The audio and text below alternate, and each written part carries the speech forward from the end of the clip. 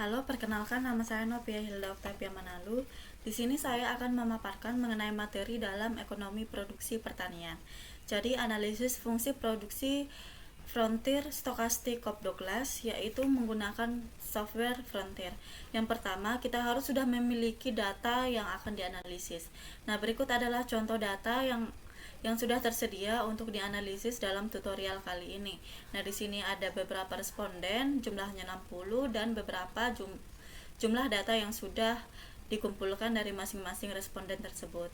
Nah, di sini adalah sheet baru di mana responden tersebut kita ubah menjadi angka 1, 2, 3 hingga sebanyak responden yang dianalisis, yaitu ada 60.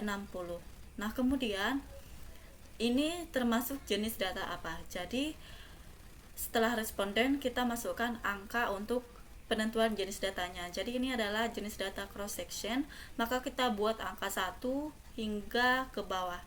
Nah, berikutnya adalah fungsi dari berikutnya adalah output atau variabel y. Kemudian selanjutnya itu setelah variabel y adalah variabel x, x1, x2 hingga x5. Nah, perlu diperhatikan bahwa dari sini bahwa pada data ini tidak boleh ada yang bertukar posisi, misal x1 dulu baru y atau x3 dulu kemudian data dari produksi, maka akan menghambat jalannya analisis fungsi produksi Frontier. Jadi harus sesuai urutan responden, jenis data, output, dan variabel input. Nah, langkah pertama yaitu silahkan kita kopas dulu data ini. Kemudian yang untuk variabelnya kita ubah atau kita logaritmakan. Len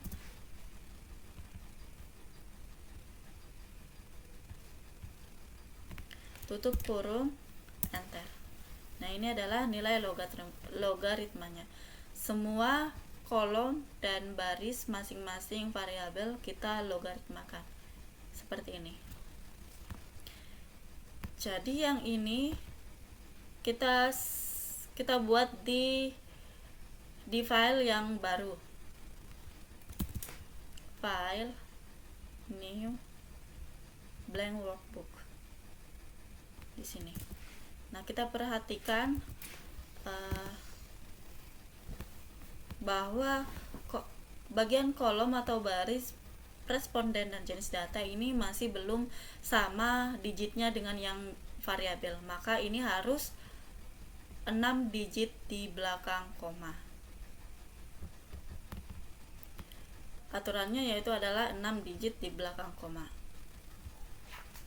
1, 2, 3, 4, 5, 6. Kemudian kita simpan di Frontier atau di tempat file Frontier yang kita buat. Kelompok 10 Frontier 41. Nah, untuk jenis data, untuk tipe penyimpanannya yaitu teks MS-DOS. Namanya misal hill save. Kita close tanpa menyimpannya lagi. Kemudian langsung kita ke folder Frontier, kita cari file yang sudah kita simpan yaitu hill.txt. Nah, ini kita rename menjadi hill.dta. Oke. Yes. Kemudian kita ke aplikasi Frontiernya.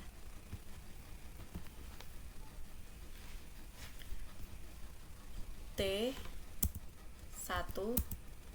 nama dari file yang kita simpan tadi, hill.dta.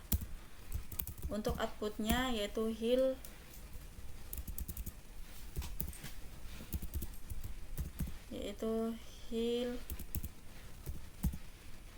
out 1 yes berapa banyak data cross section yang dianalisis itu 60. Berapa kali periode 1, berapa yang diobservasi keseluruhan data yaitu 60, dan berapa variabel X-nya atau variabel inputnya 5. Yes, no.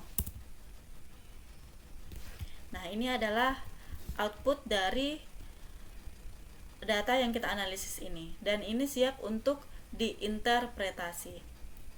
Cara menginterpretasinya yaitu pada output dari program Frontier ini ada beberapa jenis estimasinya. Nah, ini adalah estimasi OLS.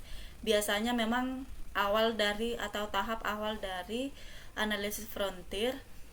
Tetapi yang untuk dilihat dari output yang sebenarnya itu terletak pada the final MEL estimates. Jadi ini adalah estimasi akhirnya.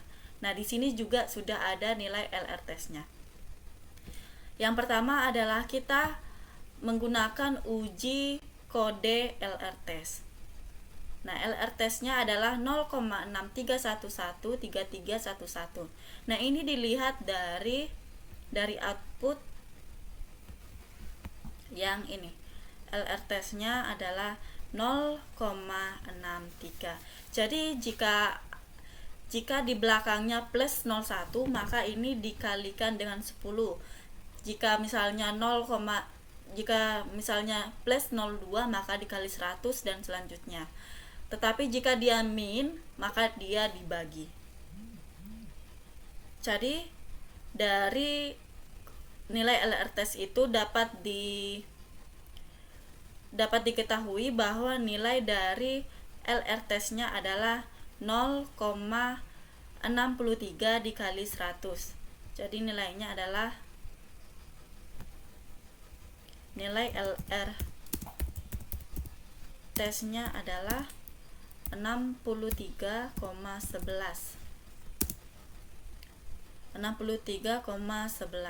Nah, jadi ini uji kode LR test ini digunakan untuk melihat apakah ada kasus inefisiensi di lapang. Jadi ketika melakukan penelitian tentunya ada hipotesis, hipotesa atau hipotesis yang menjadi dugaan sementara yaitu H0, yang artinya tidak ada kasus inefisiensi di lapang. Sementara H1 artinya terdapat kasus inefisiensi di lapang.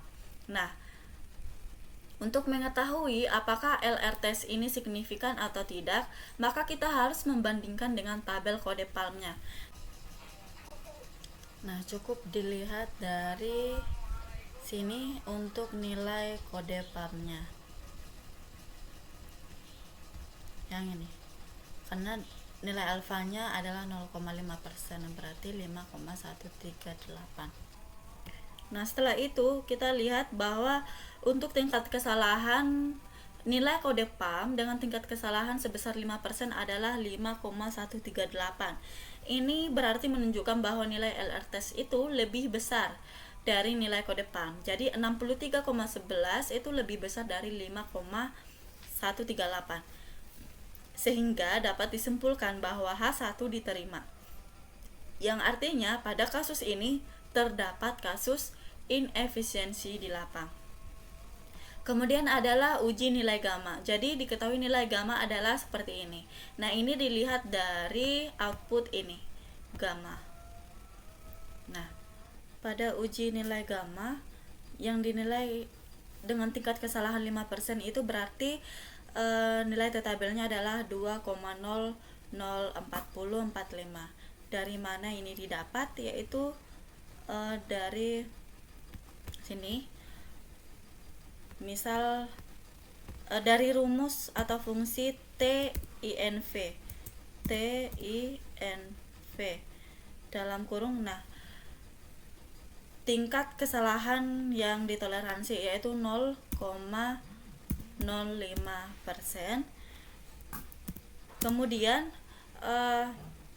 jumlah data yang diobservasi dikurangi dengan input atau variabel X-nya. Jadi 60 dikurang 5 karena variabel X-nya adalah 5. Berarti 55 tutup kurung enter. Jadi nilainya adalah 2,004045. Ini adalah nilai T tabelnya. Kemudian nilai T hitung. Jadi T hitung itu adalah T rasio. Nah, dari mana ini dilihat? Dilihat dari T rasio gamma, yaitu 0,1719822. Nah, di sini ada plus 02, berarti dikali 100.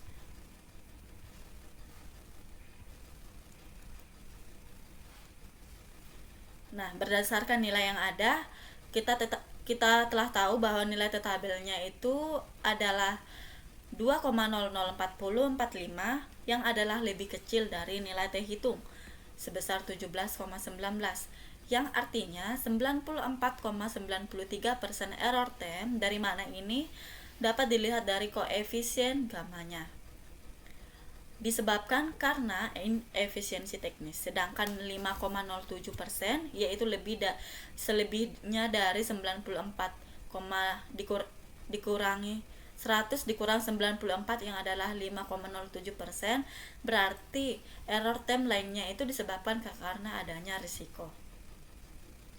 Kemudian adalah uji pengaruh dari masing-masing variabel. Jadi pada beta 1, jika dihitung dengan alfa 5%, maka dinyatakan signifikan karena nilai T hitung adalah 4,69. Ini dapat dilihat dari T hitungnya beta 1. Karena plus 01 berarti dikali 10. Nah, nilai T hitungnya adalah 4,69. Lebih besar dari T tabel yang adalah 2,004045. Sehingga dapat disimpulkan jika X1 yang adalah variabel luas lahan atau input luas lahan itu dinaikkan sebesar 1%, maka output akan meningkat sebesar 0,79%. Dari mana ini dilihat? Ini dapat dilihat dari koefisien dari beta 1, 0,79%.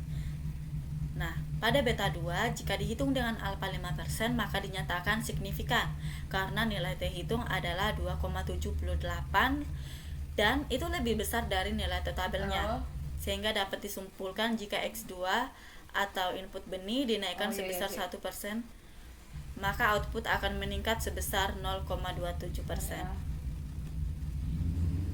Kemudian pada beta 3, jika dihitung dengan alfa 5%, maka dinyatakan tidak signifikan karena nilai T hitung adalah 1,08, lebih kecil dari T tabel 2,0045 tadi. Sehingga dapat disimpulkan jika X3 yang adalah variabel inputnya tenaga kerja itu jika dinaikkan sebesar 1%, maka output akan menurun sebesar 0,16%. Dapat dilihat dari sini. Nah, untuk beta 4, jika dihitung dengan alfa 5%, maka dinyatakan tidak signifikan karena nilai T hitungnya adalah min 3,95 yang adalah lebih kecil dari T tabelnya. Sehingga dapat disimpulkan jika X4 yang adalah variabel pupuk, jika input pupuknya itu dinaikkan sebesar 1%, maka output justru akan menurun sebanyak min 0,17%. Pada beta 5, jika dihitung dengan alfa 5%, maka dinyatakan tidak signifikan karena nilai T hitung adalah 0,44 yang lebih kecil dari nilai T tabelnya. Sehingga dapat disimpulkan jika X5 atau pupuk kandang jika dinaikkan sebesar 1%, maka output akan menurun sebesar 0,034%.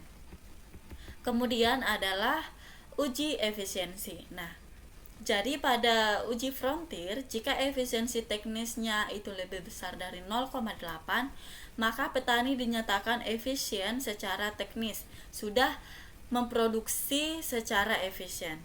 Nah, dari mana ini dilihat? Dapat dilihat dari output yang sudah kita dapat dari sini, yang disebut dengan